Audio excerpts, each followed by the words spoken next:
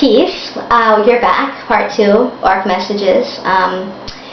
We are talking about your purpose, your path, your consciousness, your self-realization, your connectivity to others and the universe, planet Earth as a whole, what we're doing with this consciousness. And so, like, I think it's often, like, hard for some people maybe to connect to their universal self. I think simple moments of just seeing the beauty in life, seeing the connectivity literally, just stopping for a minute and just seeing the beauty helps us to have these realizations. You know, when I was very depressed at one point, I would go on simple walks in nature, and the amazement of just being able to be in nature, and I had my camera with me, so I was like taking pictures, and so this beauty that I was seeing constantly around me just sort of helped me to stop and say, wow, like, there is this connectivity to life. Like, it's really this beautiful experience of oneness. I think that people who feel like they can't connect to themselves or to the universal experience, I think it's just seeing the beauty of life. One, that's like the first thing you do. And then second, just figure out what you like to do. Figure out what, like, brings you happiness. Like, seriously, do you like to draw? Like, does that make you happy? Do you like to write? Do you like to help people? Like, it's simple things that we enjoy doing that sort of serves the purpose of connectivity as well. It's not just sort of like this egoic sense of, oh, I want to do everything for myself. There's this connectivity to other people that's a part of that too. That's always going to be the universal experience, because no, you are not alone. You are not simply here, like, on a plane, on a spaceship, you know, circling around Earth.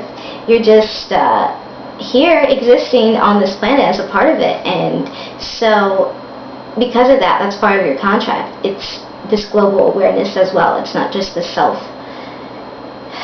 egoic desire of perfection and self-pity and, like, greed and misery and envy. I mean, that's part of it, of course, but it's the connectivity to everyone else, because we are all here having this one sort of experience. And because of that, I think energetically we can feel each other, and there's this oneness, and it's tapping into that literally. Like, I feel people around me, I feel their emotions, and it's very interesting. I don't purposely do it, it's just something that comes with being a spiritually aware person. I think you just start to feel this energy, this real energy, this connectivity to everyone that exists. So it's not saying like, oh, I'm better than everyone else because I feel their emotions. It's like, wow, like, this really exists. Like, I really can understand the people around me, and I didn't used to think that this was possible, but this is a real aspect. So there's these moments of seeing the beauty in life, just stopping, saying, what do I enjoy, what's my path, what's my purpose, and it's also feeling that energetic motion, that real oneness, that life force that exists within us all. And those three things can really just help you on your path to awakening your spiritual self, as well as, I always say this, astrology. Astrology is a wonderful tool to help you understand yourself. The birth chart, your natal placement of the stars, of the planets at the time of your birth, can really help you understand your subconscious self purpose, life purpose, soul purpose. It's very deep. Like, people think, oh, I'm a Leo or I'm a Libra, that, like, I act a certain way and there's this one-dimensional aspect to it. If only it was that simple. Astrology is a very intense and in-depth study of personalities, of archetypes, and I've been studying it for about 3 years now. My friend did my birth chart for me and had me hooked, and I was just like, wow, like, how does this person know this and understand my drives, my passions, my dreams, like how I think, you know? It was so in-depth, and so astrology has helped me understand myself as well as the people around me.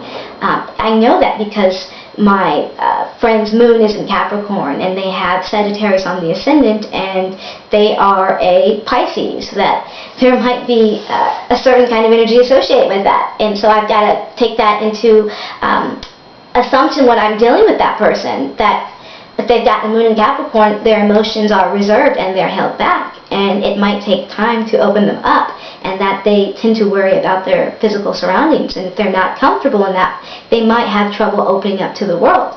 That Sagittarius ascendant really helps that moon in Capricorn, though. It helps it to kind of brighten up its life perspective and do things and get out there and meet people and have this experience and live this carefree, joyful experience, really. The Sagittarius energy really just captivates that archetype of just true freedom, of self-enlightenment, self-attainment, just reaching on to the star, literally, and just kind of going with that and having no reservations about that. And if they were a Pisces, well, here they are experiencing the spiritual aspect of everything, as that is the ultimate Piscean lesson, is the connectivity to all things, literally. The Pisces in energy, it's sort of this, oh wow, I've been there, I've been all the other signs. I'm the sort of final, the ending sort of, so to speak, and here I am kind of giving myself back to the universe because I'm constantly experiencing this connectivity. And so there's a tendency to escape there. There's a tendency to not maybe want to take on that responsibility, and it's too heavy emotionally for you to deal with at that moment. For the Pisces energy, it's very emotional, it's very changing, it's very unsure of itself. But I think that's the beauty of it. It's taking on that, taking on all that energy, accepting the connectivity to all, being the connectivity, claiming your power within that. And so you're not escaping, you're actually being one as you prepare to be one as well. Anyway, so yeah, astrology is very deep. We can really have these spiritual discussions about these things and how you can really promote yourself to do what you want, to do what you desire within that egoic and spiritual universal balance. And I think that astrology, the birth chart, once again, it's this blueprint. You can see where your north node is. Your north node is literally like your spiritual purpose, your spiritual path in this lifetime. So my north node is in Aries. Ha ha ha. Here I am. Just basically experiencing myself, my co-creation, my manifestation. I've had a lot of karmic lifetimes with my south node in Libra. As being someone who is taken care of, being a counterpart to someone, being someone who worked for society as a whole, someone who really gave of myself. So in this lifetime, it's more important for me to kind of do my thing, like not in this self-centered, egoic way, though.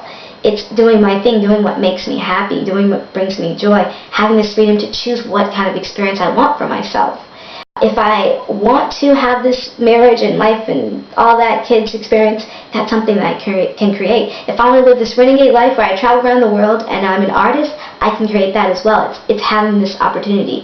And it's not just the opportunity and latching onto that. Well, that's part of it. But it's actually just going for it and not really being codependent, because there's a sense of codependency that's there. There's this, oh, I want to connect with other people. I don't like being alone. And I think there's sort of the other aspect of that too. It's loneliness serves its purpose once again. And just because you're alone does not mean like you're a bad person, does not mean that it's such a negative thing. Loneliness can help us understand ourselves more. We step aside, we get out of the influence of other people's thoughts, minds, behaviors, desires for us, and we kind of see what we need to be doing for ourselves. And so with the Aries North Node, there's that aspect to it as well. That is basically what I'm learning. And so it's true independence in that way, like truly being on yourself, taking responsibility for yourself, your desires, your motivations, all of those things. And so like astrology is cool. If you want to talk more about astrology, contact me. We can definitely do some readings or something, because I'm very much into it, and that's like my passion basically.